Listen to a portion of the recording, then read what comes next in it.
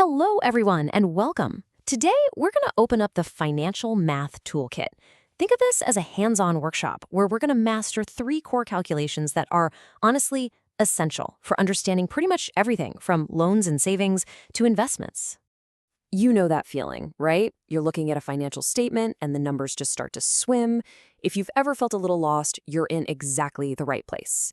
Our whole goal today is to demystify all that math by tackling simple interest, compound interest, and bond yields, one clear step at a time. So, let's dive in.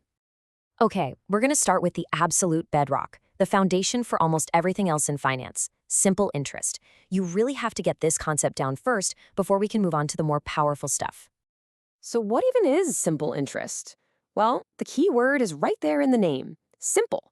It's an interest charge that's calculated only on the original amount you borrowed or deposited, what we call the principal. That's it. It doesn't care about any interest you've already earned along the way. And the formula? It's as straightforward as it gets. Interest equals your principal times the rate times the time. The principal is your starting cash, the rate is the percentage, and time is just how long the money's at work. Easy. All right, let's get our hands dirty and put this formula to work with a classic problem. Let's say you take out a $5,000 loan. The simple interest rate is 6% a year, and you have 3 years to pay it back. The question is, how much total interest are you going to pay? Let's break it down. First things first, we identify our variables. The principal, that's P, is $5,000. The rate, R, is 6%, and you always want to write that as a decimal, so 0.06.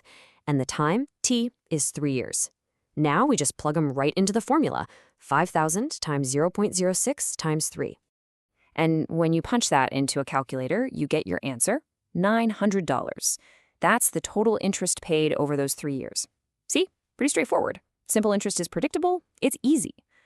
But what happens when your interest starts earning its own interest? Well, that question brings us to our second topic, the incredible power of compound interest.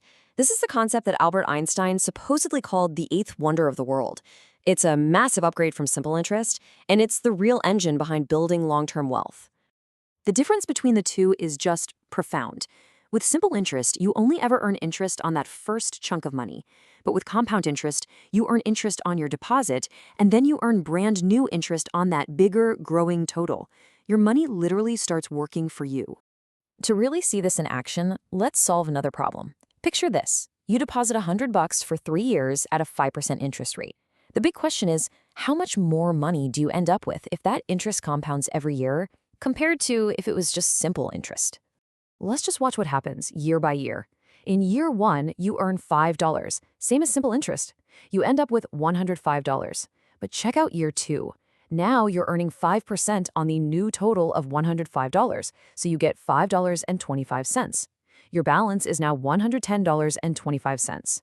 Then in year 3, you earn 5% on that even bigger amount, which is about $5.51. See how your balance is starting to grow faster and faster? So here's the bottom line. Your total compound interest is $15.76. Now, I know what you're thinking. That's only 76 cents more than the $15 from simple interest. Big deal, right?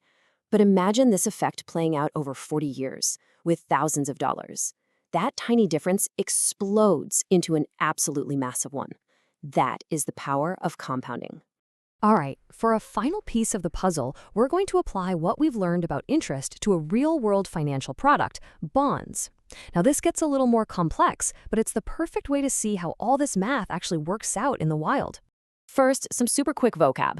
A bond has a face value, that's the amount you're guaranteed to get back at the end. It has a coupon rate, that's the fixed interest it pays you.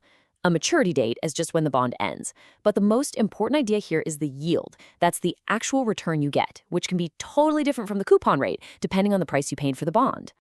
Okay, so here's the scenario. Let's say you have a $1,000 bond that pays an 8% coupon, so $80 a year. It's got 1 year left before it matures. But then, suddenly, new bonds being issued on the market are paying 12%. Now, why on earth would anyone buy your measly 8% bond? Well, they would, but only if they could get it at a discount. So how do we figure out what that discount should be? First, we know what the bond is going to pay out in 1 year. It's the $1,000 face value plus that last $80 coupon payment, so $1,080 total. To find its price today, we have to calculate its present value. That sounds fancy, but it just means asking, what's that future money worth to me right now?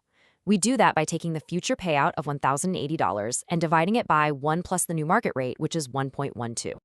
And that simple calculation gives us a new price of about $964. An investor would be happy to pay that much today to get $1,080 a year from now because that trade gives them the 12% return they want. See? The price of your old bond had to fall below its face value to compete. And this is where it all clicks. For the person who buys that bond for about $964 and gets $1,080 a year later, what's the rate of return?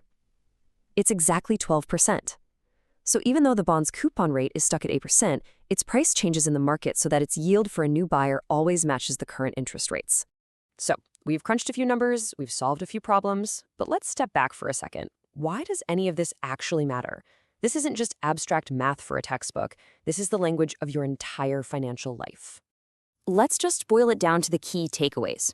Simple interest? That's what drives things like car loans and most short-term debt. Compound interest, that's the magic, the engine that fuels your retirement accounts and long-term investments. And bond deals? Understanding them is so important because it shows you that even a safe investment isn't static. Its value moves, and it usually moves in the opposite direction of market interest rates. Look, if there's one thing to take away from all this, it's that time is your single greatest asset. So the real question I want to leave you with is this. What is one small thing you can do today to get that compounding engine fired up and working for you? Thanks so much for joining this explainer.